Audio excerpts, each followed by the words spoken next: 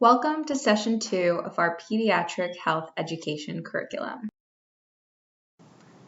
In this session, we're going to focus on building healthy eating habits. In Session 1, we introduced you to the MyPlate diagram, and we will be going over that in a lot more detail in this session. We will give you the information and the skills you need so that you know what should be on your plate every day when you eat, how to measure portion sizes of different foods, and how to choose healthier food substitutes. Here's the MyPlate model. As you can see, there are 5 food groups that are the building blocks for a healthy diet: vegetables, fruits, protein, grains, and dairy. And all of these are needed to build a healthy plate of food. To build a healthy plate, generally you should fill half of your plate with fruits and vegetables. Fill 1/4 of your plate with grains. Fill 1/4 of your plate with lean protein source. Have a serving of dairy on the side. So, what types of foods are in each of these categories? Let's see. Fruits. This category includes any fruit, fresh, frozen, or canned in 100% fruit juice. It can be whole, cut up, or pureed. These can be oranges, apples, pears, grapes, watermelon, and the list goes on and on. Generally, 1 serving of fruit is equivalent to 1 cup of fresh or frozen fruit chopped up, 1 medium piece of fruit, 1 cup of 100% fruit juice, 1/2 cup of dried fruit. 1 serving is approximately the size of your fist. When putting it on your plate, it should fill half of your plate along with other healthy vegetables. Fruit are a very important part of any diet. Fruit are an excellent source of essential vitamins and minerals. They are high in fiber as well. Fruit also provide a wide range of health-boosting antioxidants, which help fight off dangerous toxins in your body. Eating a diet high in fruit can reduce your risk of developing many chronic diseases like heart disease, cancer, inflammation, and diabetes. This category includes any vegetable, fresh, frozen, or canned, with no added salt. These types of foods include broccoli, cauliflower, carrots, squash, zucchini, pepper, and many, many more. 1 serving is equivalent to 2 cups of loose leaf greens, 1 cup of raw or steamed vegetables, 1 cup of vegetable juice. Again, 1 serving is approximately the size of your fist. When making your food plate, you should have 1 serving of vegetables on your plate for every meal, along with a healthy fruit serving. Most vegetables are naturally low in fat and calories. Vegetables are a very important source of many nutrients, including potassium, fiber, folate, vitamin A, and vitamin C. Diets rich in potassium may help to maintain a healthy heart. Dietary fiber in vegetables helps reduce cholesterol and helps you feel full and energized throughout the day. When you eat your fruits and vegetables, it's really important that you eat the rainbow. Different foods with different colors have different health benefits. For example, blue, purple foods like blueberries and eggplant protect against heart disease by keeping your blood flowing smoothly. Red foods like watermelon or tomato contain powerful antioxidants that protect our body from toxins. Green food like dark leafy kale or spinach help your body remove toxins. Orange foods like yams or tangerines are important for skin and bone health and to maintain a normal blood sugar level. Yellow foods like corn or lemon are essential to protect your vision and to help fight off infection. Now, let's look at grains. Grains can include a big umbrella of foods, like bad grains, such as sugary cereal, cookies, and cake, or healthier whole grains, like whole wheat bread, whole wheat pasta, or grains and barley. The darker the grain, the better it is for your health. 1 serving of grain is equivalent to 1 slice of bread, 1 cup of ready-to-eat cereal, 1/2 cup of cooked rice or pasta. You should aim to have 1/4 of your plate be filled with healthy grains. You want to make sure it has at least half of these grains that are whole, meaning that the grain used to make these foods still have fiber in them, which is really, really good for you. When you see grains that look white, like white bread or white rice, they look lighter in color because they've gone through a process called milling, which removes part of the grain. That part that's removed is the most nutritious part of the grain, and that's what contains a lot of fiber, iron, and other B vitamins. This is why we want to make sure that half the grains we eat in a day are whole grains, so that we get all these good nutrients. So how can we make sure that we eat more whole grains? Here are some tips. Choose whole wheat options for your daily staples, such as tortillas, bread, bagels, pasta, and rice. Choose whole grain snack options like popcorn or whole wheat crackers. Mix in whole wheat versions of staples like rice and pasta with your usual white grain.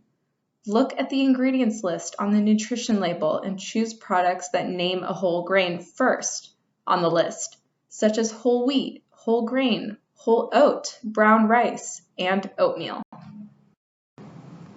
The next food group we're going to look at is protein. You want to make sure 1/4 of your plate is lean protein. These types of foods include turkey, chicken, salmon, tuna, beans, and eggs. Even peanut butter counts as a healthy protein in moderation. 1 serving of protein is equivalent to 3 ounces of meat, poultry, or fish, which is the size of your palm, roughly.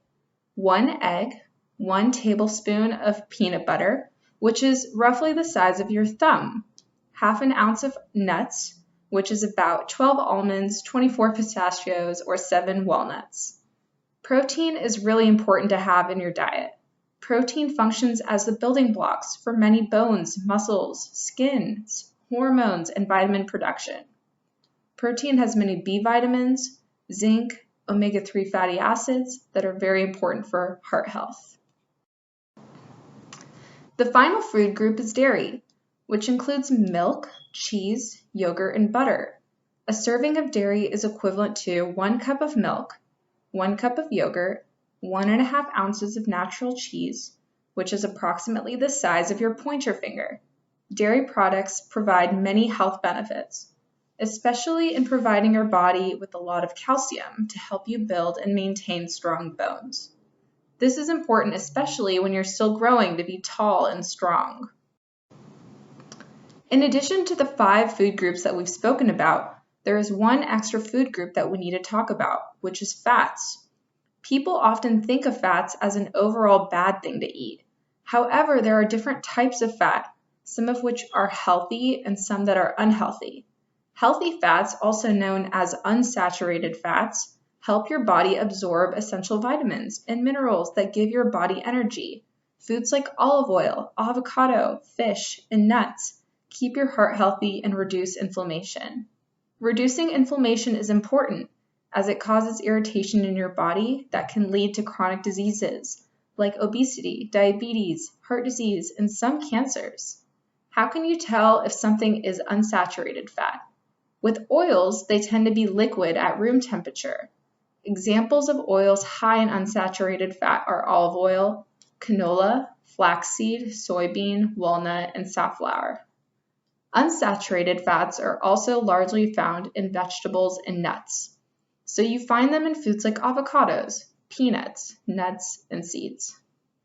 Fish is the best animal product that provides a high amount of unsaturated fat and is therefore extremely good for you. The unhealthy fats are also known as saturated fat and trans fat. These unhealthy fats are known to cause inflammation in the body. Inflammation causes irritation in your body that increases the risk of chronic diseases like obesity, diabetes, heart disease, and some cancers. These unhealthy fats can increase your cholesterol levels. They're common in meat, especially when fat is visible, and animal products, bakery items, fried foods, and highly processed foods like hot dogs and pizza. Let's talk a little bit more about saturated fat.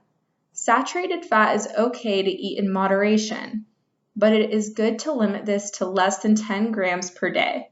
which is about the size of the child's thumb tip. You can identify saturated fat as it tends to be solid at room temperature. Butter and coconut oil are examples. Other examples of food high in saturated fat are whole milk, cheese, red meat, meats with visible fat, burgers, hot dogs, sausages, pizza, and bacon. The other type of unhealthy fat is called trans fat, and this is the worst type of fat. Trans fat has no health benefits, so it is recommended to try to avoid them completely.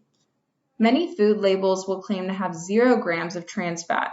However, it's important to look at the ingredients first and see if it says partially hydrogenated oils or fat. If it says that, then it does contain trans fat. Examples of food that have high levels of trans fat are French fries, fried chicken, battered fish, donuts, muffins, and pastries. A good way to stay healthy is to try to replace saturated fat and trans fat with unsaturated fat whenever possible. There are some ideas of healthy switches to consider making to help better fill your plates every single day. Some examples include hamburger to a bean burger, beef or pork to chicken turkey, pizza to homemade flatbread, flour tortillas to corn whole wheat tortillas, butter to olive oil or canola oil, cream cheese spread to mashed avocado and lemon juice, mayonnaise to Greek yogurt with mustard and light mayonnaise, microwave popcorn with butter to homemade air-popped popcorn, whole milk to skim milk, frying to baking, fast food to homemade food. Here is a general table outlining serving sizes for each food group with different ages. This can help you parents establish how much of each type of food we discussed today you should give your child. Hopefully this presentation helped you all get a basic outline of what foods you should be eating every day and how much of it too. Now let's quiz yourself.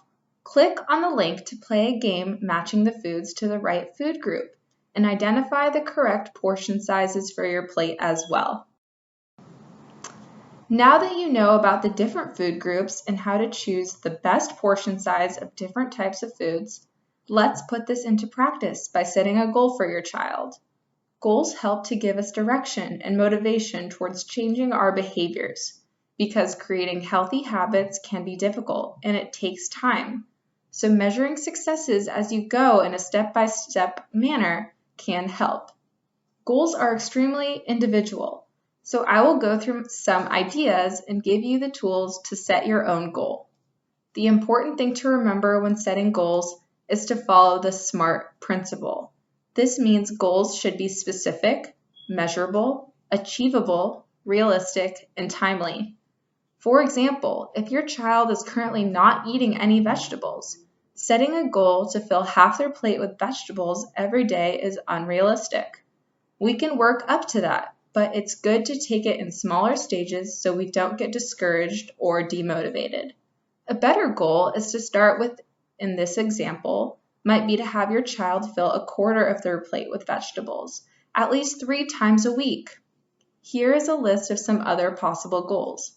Add half or all whole grain rice pasta to your meals at least twice a week. Switch from flour tortillas and 4 tortillas to whole wheat or corn. Make half the plate vegetables and fruit for at least 1 meal every single day. Limit red meat to once per week. Try 1 new vegetable each week.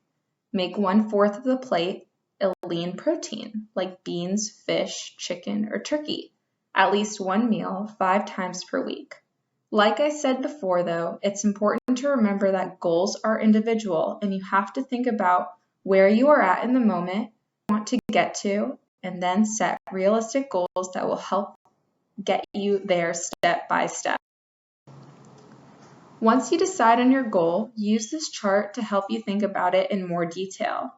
The more specific you are with exactly what the goal is, when you'll start it, when, how often, and where you will do it, how you'll support your child to achieve it, the more likely you are to be successful. These details can be changed as needed and are there just as a guideline to help you achieve your goal. For this example, the "what will we do" is the 1/4 of the plate is lean protein for at least one meal. The "when to start" is after the grocery shop is done, so you can buy the food and help with this goal. How often is that you will do this 5 times per week, aiming for Monday to Friday, but with Saturday and Sunday there in case you miss a day during the week. Where indicates that you will have the meal at dinner time and you'll eat it at home. How will I support my child? Helps you identify ways you as a parent can be influential, such as doing the activity and goal with them, helping them stay motivated, and helping them record their progress. Writing out your goal in this level of detail helps as it removes most of the decision-making needed on the actual day. This helps to remove barriers and makes it more likely that you will achieve your goal. Remember to be flexible with your goals and modify it if needed, rather than giving up. So in this example, if you have to miss a day, either choose a different day to make it up or allow yourself to do for that week. See the success in every extra meal you achieve this with, as every little bit really does help and something is better than nothing. It is often helpful to have some sort of tracker to record progress towards your goal. This reminds you that the goal itself and gives you a visual to reinforce the success as you check off the days you have achieved it. This is just one example of a daily tracker to keep you accountable and to put on your fridge, somewhere you'll see it every single day. Thank you for participating in today's session. If you would like to speak to a health educator for more details about the information covered in this session, please call San Ysidro Health call center at the number on the slide. Thank you. Welcome to Session 2 of our Pediatric Health Education curriculum.